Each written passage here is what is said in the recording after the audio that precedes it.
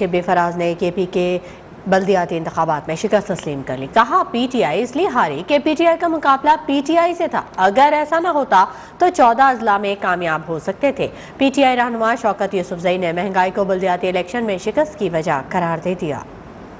Overall हम काफ़ी मुतमईन हैं। पीटीआई हारी है, वो इस वजह से हारी है कि पीटीआई का मुकाबला पीटीआई से था। तो अगर ये पीटीआई वर्सेस पीटीआई न होती, हम आसानी से 14 में ले सकते थे। इससे हमने कुछ सबक भी सीखे हैं। इस दायरे हमारी हिकमत अमली भी तब्दील होगी। आइंदा आने वाले इंतखाबात हैं, उस वक्त तक ये हालात ठीक हो जाएंगे और इंशाल्लाह दोबारा तहरीक इंसाफ की हुकूमत आएगी। ये नहीं है कि तहरीक इंसाफ का वोट कम हुआ है। अगर कहीं पे हम हारे हैं तो उन लोगों ने अपने गुस्से का इजहार किया है। बिल्कुल मैं मानता हूँ कि जहाँ पे महंगाई की वजह से लोगों ने गुस्से का इजहार किया है, लेकिन उसके अलावा आप ये देखें कि किसी किस्म का कोई इल्जाम नहीं लगाया। शुक्र अल्हम्दुलिल्लाह तहरीक इंसाफ की इस हुकूमत के ऊपर कोई ऐसी लोड का इल्जाम नहीं है, कोई करप्शन का इल्जाम नहीं है, कोई बड़ा स्कैंडल नहीं है। तो ये सबसे अच्छी बात होती है किसी पॉलिटिकल पार्टी के लिए।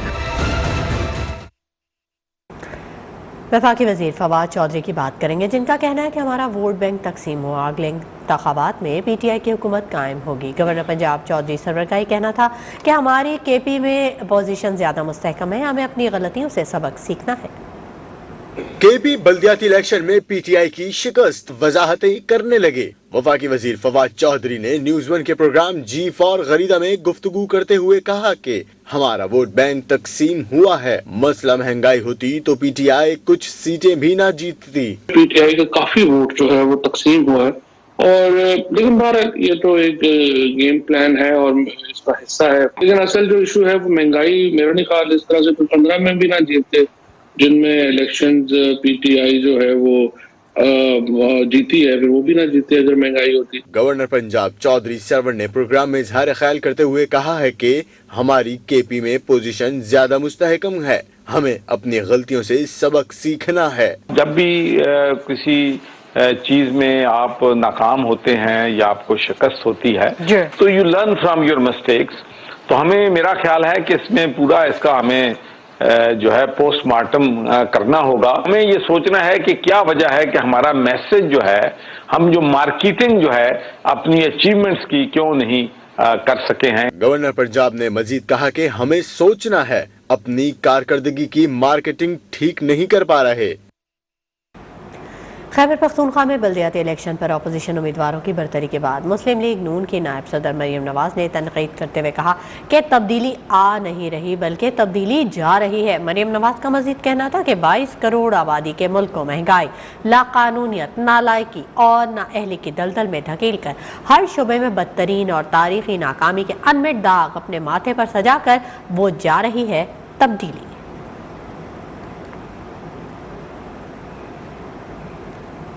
खैबर पख्तूनख्वा बल्दियाती इलेक्शन में JUI बड़ी जमात बनकर सामने आ गई। सरबराह मौलाना फजल रहमान का कहना है कि इंतखाबात ने साबित कर दिया कि पीटीआई की हुकूमत जाली है। आइंदा साल इंतखाबात से मुतालिक पुरुमीद रहना चाहिए।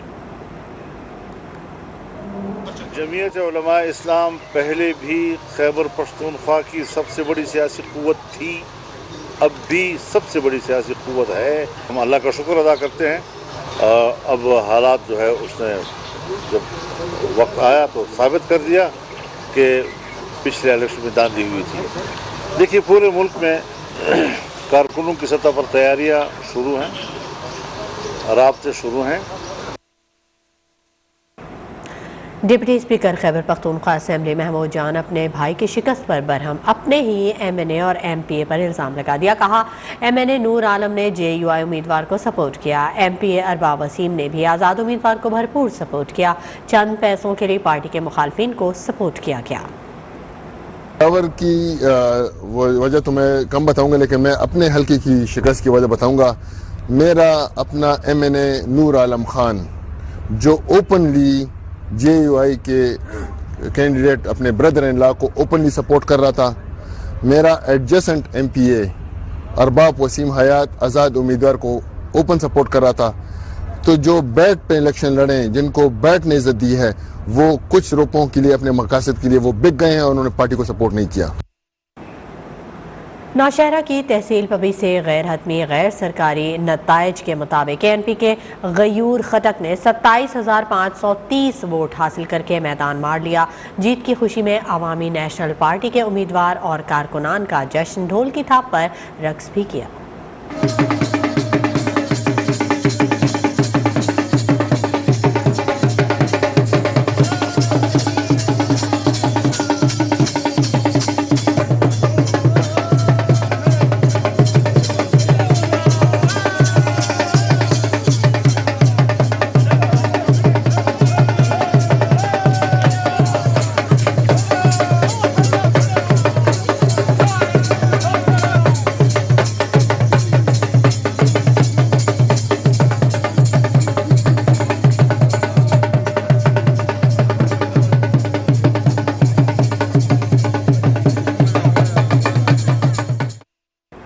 Welcome back. बात करेंगे एक मरतबा फिर सर्दी की और रुख करेंगे लाहौर का, जहां सर्दी ने पंजे गाड़ लिए। यकबस्ता हवाओं ने मौसम को मजीद सर्द बना दिया। दर्जा हरारत 7 सेंटीग्रेड तक गिर गया है। महकमा मौसमियात ने सर्दी में मजीद इजाफे की पेश गोई कर दी। इस वक्त हमारे नुमाइंदे Faisal Khan garden town park में मौजूद हैं, उनसे जानते हैं। फैसल खान, आगाह कीजिएगा, क्या सूरत हाल है सर्दी की? हाँ जी, बिल्कुल आपने ठीक कहा कि लाहौर में सर्दी ने पंजे गाड़ रखे हैं और इसकी वजह यह है कि सर्दी के साथ साथ हवा भी अच्छी खासी तेज चल रही है और उसी की वजह से बाकायदा टेम्परेचर जो है 7 डिग्री सेंटीग्रेड तक गिर गया है। लेकिन इसके साथ साथ हम ये भी बताते चलें कि ये जो सर्दी है ये ड्राई सर्दी है और इसी ने पंजे गाड़े हुए हैं। पिछले मतलब ये नवंबर की 15 तारीख से इसी तरह का मौसम है और लोग जो हैं बारिश की दुआएं कर के थक गए हैं। और अब महकमा मौसमियात ने जो है बाकायदा ये वाली खुशखबरी सुनाई है कि आइंदा इतवार, पीर, मंगल इसमें बहुत चांसेस हैं कि बारिश होगी। और बारिश होने के बाद जो है ठीक है, सर्दी में तो इजाफा साथ साथ होता जाएगा, लेकिन उसके अलावा इसमें ख़ास बात यह है कि जो लोगों को नज़ला, ज़ुकाम, बुखार है उससे लोगों की जान जो है बाकायदा छूट जाएगी। लोग जो है सर्दी को एंजॉय कर सकेंगे। अभी तो सर्दी को एंजॉय भी नहीं किया जा सकता। जो पार्क में जा रहे हैं वो मास्क लगा के जा रहे हैं। बारिश हो जाएगी तो मास्क उतर जाएंगे, लोग बाकायदा इनहेल करेंगे बाकायदा जाके पार्क में जाके, और वो ऑक्सीजन बिल्कुल नीट एंड क्लीन ऑक्सीजन होगी। और अगर बात की जाए फॉग की, तो पिछले 4-5 दिन से फॉग ने बिल्कुल तंग नहीं किया लाहौरियों को। अच्छी खासी धूप भी निकल आई है। अभी भी जो है सूरज बिल्कुल मेरी आंखों के सामने है। और इसी तरह पिछले 3-4 रोज से मोटरवेज भी खुली हैं और बाकायदा फ्लाइट ऑपरेशन भी उसी तरह से जारी है। और अगर बात की जाए स्मोक की, तो स्मोक डेफिनेटली है। लाहौर जो है वो आलूदा तरीन शहरों में उसका बाकायदा शुमार होता है और बारिश हो जाएगी तो ये मसला भी हल हो जाएगा। जी, यकबस्ता हवाओं ने लाहौर के मौसम को मजीद सर्द कर दिया है और दर्जा हरारत 7 ग्रेड हो गया है। बहुत शुक्रिया फैसल खान तफसीली अपडेट करने के लिए। कराची से आपको खबर दें, माहिर अमराज खून डॉक्टर ताहिर शमसी इंतकाल कर गए। अस्पताल हुकाम के मुताबिक डॉक्टर ताहिर शमसी ब्रेन हेमरेज के बायस निजी अस्पताल में जेर इलाज थे। ऑपरेशन के बाद डॉक्टर ताहिर शमसी को वेंटिलेटर पर मुंतकिल किया गया था। इसी बारे में मजीद जानेंगे, हमारे नुमाइंदे हमारे साथ मौजूद हैं यासिर सलीम। यासिर, अपडेट कीजिएगा। जी बिल्कुल शुमाइला, ये पाकिस्तान का बहुत बड़ा लॉस है। पाकिस्तान के मारूफ हेमेटोलॉजिस्ट और पाकिस्तान में बोन मैरो ट्रांसप्लांट के बानियों में से एक डॉक्टर ताहिर शमसी साहब का जो है वो कराची के निजी हॉस्पिटल में इंतकाल हो गया है। आज से 2 दिन पहले जो है वो ताहिर शमसी साहब को ब्रेन हैमरेज हुआ था, जहां पे उनको निजी हॉस्पिटल शिफ्ट किया गया था और उनकी जो है सर्जरी की गई थी। सर्जरी के बाद जो है वो उनको वेंटिलेटर पे रखा गया था और काफी ICU के बाद उनको वेंटिलेटर पे शिफ्ट किया गया था और उनकी हालत जो है वो काफी सीरियस थी। आज सुबह जो है उनकी फैमिली की जानिब से कंफर्म किया गया है कि डॉक्टर ताहिर शमसी जो है वो खालिक हकीकी से जा मिले हैं। हम आपको बताया चलें कि doctor Tahir Shamsi NIBD national institute of blood disease के जो है वो बानियों में से एक थे और पाकिस्तान में बोन मैरो ट्रांसप्लांटेशन के हवाले से इनका एक बहुत बड़ा नाम था। हजारों लोगों का इन्होंने इलाज किया, कई लोगों के खून के हवाले से जो है इन्होंने टेस्ट किए और उनकी जानें बचाई। और जर्नलिस्ट फ्रेटर्निटी के साथ और खास तौर पे हेल्थ रिपोर्टर्स के साथ जो है वो उनका खासा लगाव था। हमें भी गाए बगाए हमारी गलतियों पे और हमें अपनी हेल्थ रिपोर्टिंग के हवाले से जो है वो आगाह करते रहते थे। ताहिर शमसी जो है वो उनको ICU में मुंतकिल करने के बाद उनको वेंटिलेटर पे जो है वो शिफ्ट कर दिया गया था और आज ये बताया गया उनकी फैमिली की जानिब से जो है कि उनका जो है वो इंतकाल हो चुका है। बाद नमाज ज़ोहर जो है उनकी नमाज जनाजा अदा की जाएगी। जी ठीक है, बहुत शुक्रिया यासिर सलीम तफसीलात से आगाह करने के लिए। रुख करेंगे मुल्तान का, जहां पर सफाई की नाक़िस सूरत हाल की वजह से शहर के मुख्तलिफ रोड पर कूड़ा करकट और गंदगी जमा है। रोड किनारे गंदगी की वजह से शहरियों को मुश्किलात का सामना है। मज़ीद तफसीलात जानते हैं पुलवासिल रोड पर मौजूद है हमारे नुमाइंदे यासिर अजीम से। यासिर अजीम, आगाह कीजिएगा। जी हम बिल्कुल, मुल्तान में सफाई के इंतजामात नाक़िस होने की वजह से शहरियों को परेशानी का सामना है। अगर हम बात करें शहर के मुख्तलिफ इलाकों में सड़क किनारे इतनी गंदगी है कि वहाँ से गुजरना तक मुहाल है, जिसकी वजह से वहाँ के जो अहले इलाके हैं, वहाँ के जो राहगीर हैं गुजरने वाले, उनका यही कहना है कि शहर के मुख्तलिफ जगहों पर सड़क किनारे इतनी गंदगी है उसको उठाने वाला कोई नहीं, जिसकी वजह से काफ़ी परेशानी इंतजाम बिल्कुल खामोश तमाशाई बनी हुई है। इस वक्त हम मौजूद है मुल्तान के इलाके पुलवासा रोड पर, जहाँ पर मेरे कैमरे में आपको दिखा सकते हैं कि ये सड़क किनारे कितनी गंदगी है और यहाँ से गुजरने वाले शदीद परेशानी का शिकार हैं। बल्कि यहाँ के जो मकीन है, इर्द गिर्द के दुकानदार हैं, कोई परेशानी में मुब्तला। उनका यही कहना है कि इस गंदगी की वजह से बीमारियाँ फैल रही हैं, वो अपना कारोबार नहीं कर सकते। लेकिन सूरत हाल ये कि इंतजाम बिल्कुल खामोश तमाशाई बनी हुई है।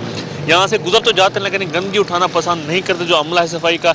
इस वजह से काफ़ी परेशानी का सामना है। उन्होंने मुतालबा किया इंतजामिया को कि फौरी तौर पर ये जो गंदगी से साफ़ की जाए, ताकि इस वाले जो मसाइल पेश आ रहे हैं, तो शहरियों को, जो राहगीरों को गुजरने में मसाइल हैं, वो ख़त्म हो सकें। जी ठीक है, बहुत शुक्रिया यासिर हकीम।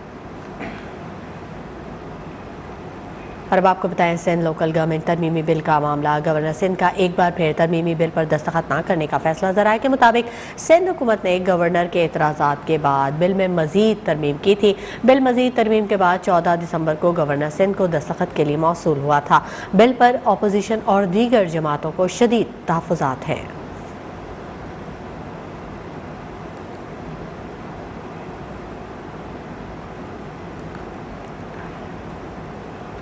उधर सिंध के वज़ीर इत्तला सईद गनी कहते हैं कि MQM ने अपने दौर में इदारों को तबाह किया। रातों रात हज़ारों लोगों को भर्ती किया गया। न्यूज़ 1 के program prime time with TM में गुफ्तगू करते हुए सईद गनी ने बल्दियाती बिल में तरमीम की पेशकश भी की। कहा, MQM से झगड़ा सिंध और पीपल्स पार्टी के मफाद में नहीं। सिंध हुकूमत बल्दियाती कानून में तरमीम के लिए तैयार है। बहुत सारे मसाइल ऐसे हैं जो पैदा ही 2005 के दौर के बाद हुए हैं। आप सिर्फ उसका एक पहलू देखते हैं कि इख्तियारात थे और हमने ये कर दिया। वो भाई जो तबाही हुई है शहर में वो किसी को याद नहीं है। मतलब बर्बादी तो हुई है ना। आप अगर केयर टेकर गवर्नमेंट के दौरान जब वो काम हो नहीं सकता, एक रात में 4-5 हज़ार लोग भर्ती कर देंगे बगैर किसी प्रोसेस के, तो इदारे तो आपके नहीं चलेंगे। हम लड़के जो है इस सूबे को, शहर को ठीक नहीं कर सकते। ये बात समझ में आनी चाहिए सबको। और मैं इस बात को महसूस करता हूँ कि मिनिमम कॉमन एजेंडे पे ठीक है, वो अपनी अलग जमात रहे, हमारी अलग जमात रहे। ज़रूरी है कि हुकूमत में वो आए, ज़रूरी है कि हम उनके साथ मिलकर हुकूमत बनाएं, लेकिन सूबे और शहर के मफाद में हमें कहीं ना कहीं कुछ चीज़ें तय कर लेनी चाहिए कि हमने आगे इससे तक जाना, इससे नहीं जाना। दूसरी जानिब MQM पाकिस्तान के सेंटर फैसल सफसवारी कहते हैं कि 13 साल से सिंध में पीपल्स पार्टी का वजीर आला है। सिंध हुकूमत के तमाम मंसूबे कागजों तक महदूद है। न्यूज़ 1 के program prime time with TM में गुफ्तगू करते हुए फैसल सफसवारी ने कहा कि सियासी इंतकाम के नताइज आवाम को भुगतना पड़ते हैं। PRT पेशावर की बना दी वजीर आला ने, लाहौर की बना दी वहां के वजीर आला ने। यहाँ 13 बरसों से पाकिस्तान पीपल्स पार्टी के वजीर आला हैं। हमारा ये मानना है कि आप एक एग्जाम्पल तय कीजिए कि लोगों को आपने बेहतर सहूलियात देनी है। कराची का शहरी हो या जैकबाबाद का, जैकबाबाद वाले के साथ भी ज्यादती है। उसको कई सौ मील आके अपने वजीरों के दफ्तर के ऊपर जाकर खड़ा होना पड़े कि मुझे ये जो छोटे छोटे मेरी मकामी हुकूमत के पास इख्तियार और वसाइल होने चाहिए थे, वो भी आपने ले लिया। सिलसिले को आगे बढ़ाते हैं। आज़ाद कश्मीर में खून जमा देने वाली सर्दी शहरी घरों में महसूस, निज़ाम ज़िंदगी मफलूज। मुजफ्फराबाद में बिजली की अदम फराहमी ने शहरियों को दोहरी अजियत में मुब्तला कर दिया। मज़ीद जानेंगे bureau chief news 1 Mohammad Iqbal Mir से। मोहम्मद इकबाल, आगाह कीजिएगा। जी बिल्कुल, आज़ाद कश्मीर में आज शदीद सर्दी पड़ रही है, ताहम जुज़ी तौर पर मौसम अबर आलूद है। मुजफ्फराबाद के जो सियाती मकामात हैं यहाँ पर सयाहों की आमद का सिलसिला भी जारी है और पहाड़ों से ठंडी हवाएं चलने की वजह से सर्दी में भी इजाफा हो चुका है। मुजफ्फराबाद की बात करें तो यहाँ पर कहीं धूप और कहीं बादल जो है वो नज़र आ रहे हैं और इसके साथ साथ ठंडी यखमस्ता हवाएँ भी चल रही हैं। बालाई इलाकों की बात करें तो वादी नीलम के बालाई इलाकों में सुबह के वक्त शदीद कोहर पड़ता है, जिसकी वजह से वहाँ पर जो मामूलात ज़िंदगी है वो भी मुतासर हैं, चूँकि हालिया दिनों में होने वाली बर्फ़बारी की वजह से आज़ाद कश्मीर के बालाई इलाकों में राइश पजीर आवाम को शदीद मुश्किलात का सामना भी करना पड़ रहा है। ख़ासकर ताओबाद, निकरू, हलमत के इलाकों की बात करें तो वहाँ पर शाहराहों पर बर्फ़ है, जिसकी वजह से वहाँ पर कोहर बहुत ज़्यादा पड़ रहा है, जिसकी वजह से वहाँ पर ट्रैफिक की रवानी भी मुतासर हो रही है। इसके साथ साथ सियाती मकामात की बात करें, रत्ती गली, बाबून और पतलियाँ की, यहाँ पर चूँकि बर्फ़ बहुत ज़्यादा है, शहरों पर बर्फ़ की वजह से राब्ता सड़कें जो है मुकम्मल तौर पर बंद हैं और ये राब्ता सड़कें जो है अप्रैल तक बंद ही रहेंगी। इसके साथ साथ अगर वादी लीपा की बात करें तो इसके जो बालाई इलाके हैं वहाँ पर भी बर्फ़बारी बहुत ज़्यादा हुई है, जिसकी वजह से चन्निया, चमूला, किसरकोट, घीकोट, मंडाकोली और इसके साथ साथ दीगर जो मकामात हैं वहाँ पर भी मामूलात ज़िंदगी मुतासर है, सर्दी बहुत ज़्यादा पड़ रही है। उसके साथ साथ अगर हम झेलम वैली के इलाकों की बात करें तो चकार और इसके साथ साथ नून बगला के इलाकों में भी सुबह और शाम के वक्त कोहर पड़ता है, जबकि जो मुजफ्फराबाद के सियाती मकामात हैं जिनमें पीर चनासी है, सरा है, इसी तरह से पंचकोट का इलाका है, सतबन का इलाका है और बेड़ी के इलाके हैं, इन इलाकों के अंदर सयाहों की आमद का सिलसिला भी जारी है और ठंडे मौसम को यहाँ पर जो सयाह हैं वो एंजॉय कर रहे हैं। ताहम यहाँ के जो इलाका मकीन हैं वो इस शदीद सर्दी की वजह से मुतासर हो रहे हैं। जी बहुत शुक्रिया इकबाल मीर तफसीली अपडेट करने के लिए। चनिया से आपको खबर दें, ख्वाजा सराओं के फलाह बहबूद की निजी तंजीम के रहनुमा सबा गुल ने ज़िला भर में ख्वाजा सराओं को सर्दी की शिद्दत से बचने के लिए गर्म बिस्तर फराहम कर दिए। इस वक्त हमारे नुमाइंदे आज़म चौधरी तंजीम के सरबराह के साथ मौजूद हैं, उनसे मज़ीद जानेंगे। जी आज़म।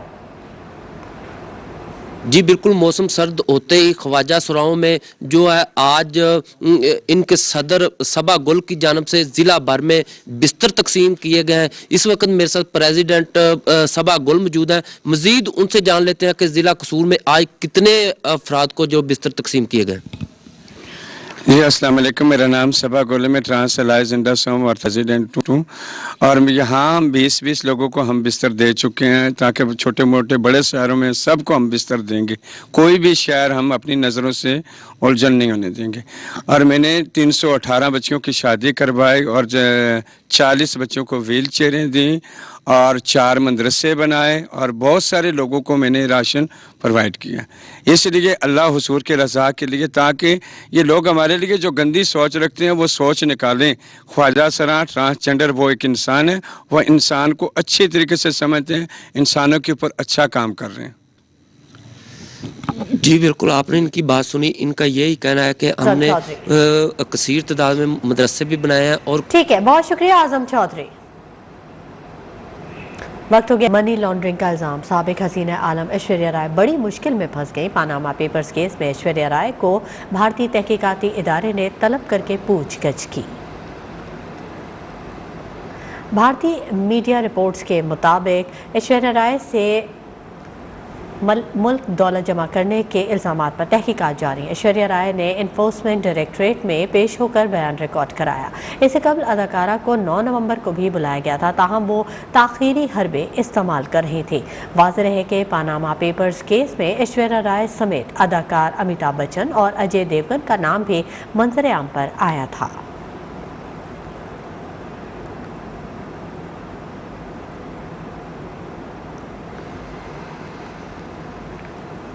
और आपको बताएं कि मुल्क भर में जाड़े का राज है। बाला इलाकों में पहाड़ों पर सफ़ेदी छाई है। इस गर्दों में -14 दर्जे हरारत की सर्दी से ज़िंदगी जमकर रह गई है। आज़ाद कश्मीर, गिलगित और खैबर पख्तूनख्वा के पहाड़ी इलाकों में खून जमा देने वाली सर्दी से लोग महसूर होकर रह गए हैं। अस्तोर में दर्जा हरारत -10, गिलगित में -8, बगरोट कालाम में -6, मरी में -3 रिकॉर्ड किया गया। लाहौर, इस्लामाबाद और कराची भी सर्दी की लपेट में हैं। महकमे मौसमियात का कहना है कि मंगल को भी शिमाली इलाके शदीद सर्दी की लपेट में रहेंगे। पंजाब के मैदानी इलाकों में शदीद धुंध और स्मोक पड़ने का इम्कान है। लाड़काना, शहीद, बेनज़ीराबाद में भी धुंध पड़ने की पेशगोई की गई है।